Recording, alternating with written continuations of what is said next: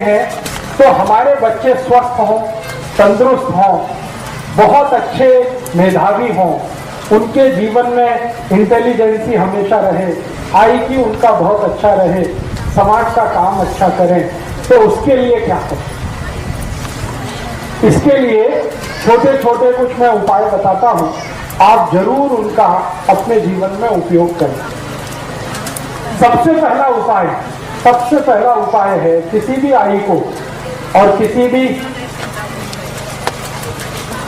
बाप को, माने पिता को, आई को और पिता को, दोनों को अपने जीवन में एक चीज हमेशा ध्यान रखनी पड़ेगी। अब भी अगर उनको बच्चे स्वस्थ, तंदुरुस्त, तेजस्वी, तपस्वी, संस्कारी और समाज का काम करने वाले ऐसे बच्चे अगर चाहिए तो उन बच्चों को पैदा करने से पहले उसका नियोजन करना पड़ेगा।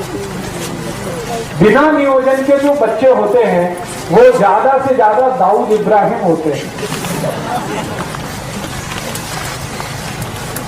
ये मेरा 15 साल का डॉक्टरी के पेशे का अनुभव है, तजुर्बा है।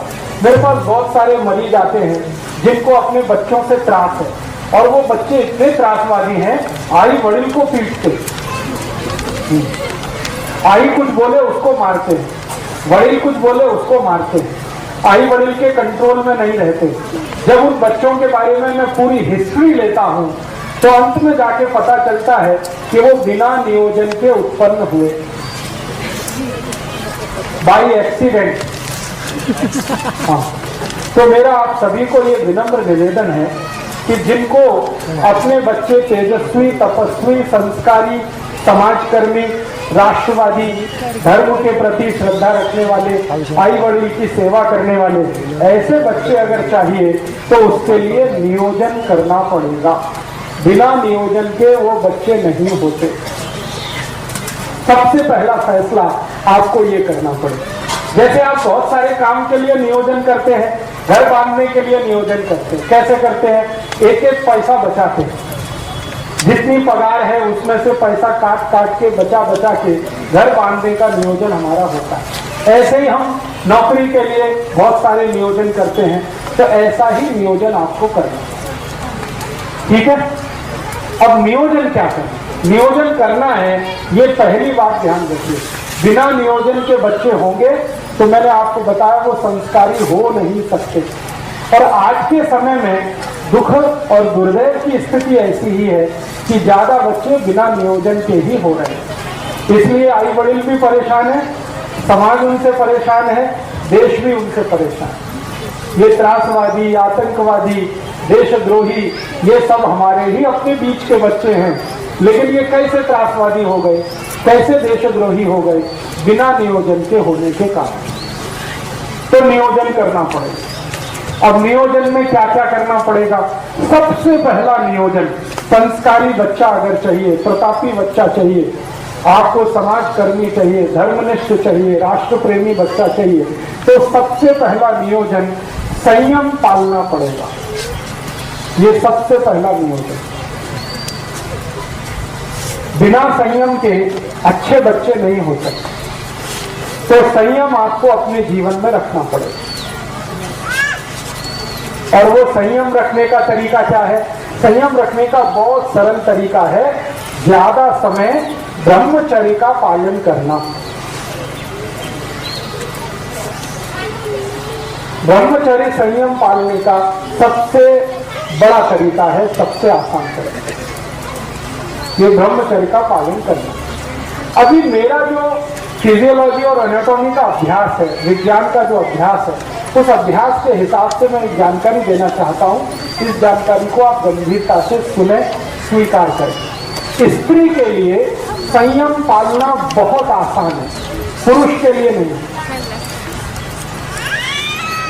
माने क्या है, ब्रह्मचर्य का पालन किसी स्त्री को करना हो तो वो बहुत आसानी से कर सकती है, पुरुष के लिए ये संभव नहीं होता है।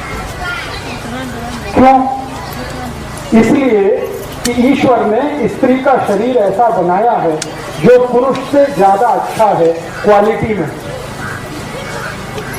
कुछ ऐसे हार्मोन्स हैं, कुछ ऐसे केमिकल्स हैं जो स्त्री शरीर में ही है, पुरुष शरीर में नहीं है। और वही हार्मोन स्त्री को ब्रह्मचर्य पालन करने में मदद करते हैं। तो स्त्री को ब्रह्मचर्य पालना अगर करनी है तो वो उसके लिए बहुत सहज है, सरल है, बहुत आसान है। जैसे हमारे जीवन के बहुत सारे काम हम सहजता से और आसानी से करते हैं, वैसे ही ब्रह्मचर्य का पालन और संयम का पालन किसी भी स्त्री को बहुत आसान है। पुरुष को उसके लिए प्रयास करना पड़ता है, स्त्री वो बिना प्रयास के ही कर सकती है। तो मैं ये बात जो कह रहा हूं वो सब भाइयों के लिए कह रहा हूं कि अगर अच्छी संतान चाहिए, तेजस्वी, तपस्वी, संस्कारी संतान चाहिए तो आपको ब्रह्मचर्य का पालन करना है। अब ब्रह्मचर्य का पालन करना है तो इसका मतलब क्या है? इसका मतलब सीधा सा ये है कि आप अपने जीवन का थोड़ा ऐसा नियोजन करो जिसमें ज्यादा आपको स्त्री के साथ संसर्ग ना करना पड़े। साल में 1 या 2 बार करें तो सबसे अच्छा, नहीं तो महीने में सिर्फ 1 बार। ऐसा आपको अपने जीवन में कुछ नियम बनाना पड़े। इस नियम का पालन करने के लिए संकल्प चाहिए। संकल्प के लिए आपको एक औषधि की मदद लगेगी, तो वो आप याद रखिए, वो औषधि है आल का रस। आल, अदरक। तो अदरक का टुकड़ा अगर मुंह में रख के चूसते रहें तो ये हमारे संकल्प को मजबूत करने में बहुत मदद करता है। किसी भी तरह का संकल्प हो, ब्रह्मचर्य पालन का संकल्प हो, व्यसन मुक्ति का संकल्प हो, पैसे के पीछे नहीं भागने का संकल्प हो, अपने जीवन में साधारण तरीके से रहने का संकल्प हो, ये सभी संकल्पों में मदद करता है। तो हमें अच्छी संतान के लिए संयम का पालन ब्रह्मचर्य की मदद से करना है और कोशिश करनी है कि साल में 1 या 2 बार, नहीं तो महीने में ज्यादा से ज्यादा 1 बार, ये आपको करना है पुरुषों को। स्त्रियों के लिए ये सहज है, सरल है, क्योंकि भगवान ने उनको कुछ ज्यादा गुण दिए हैं, उनमें से एक गुण ये है। अब ये गुण होने का एक ही कारण है, मैंने बताया कि उनके शरीर में कुछ ऐसे हार्मोन्स हैं जो पुरुष के शरीर में नहीं। अब उन हार्मोन्स का नाम लेके कॉम्प्लिकेशन नहीं करना चाहता, बस आपको समझाने के लिए। तो आपको बच्चों का नियोजन करना है और नियोजन इस तरीके से करना है। पहला कदम उस नियोजन का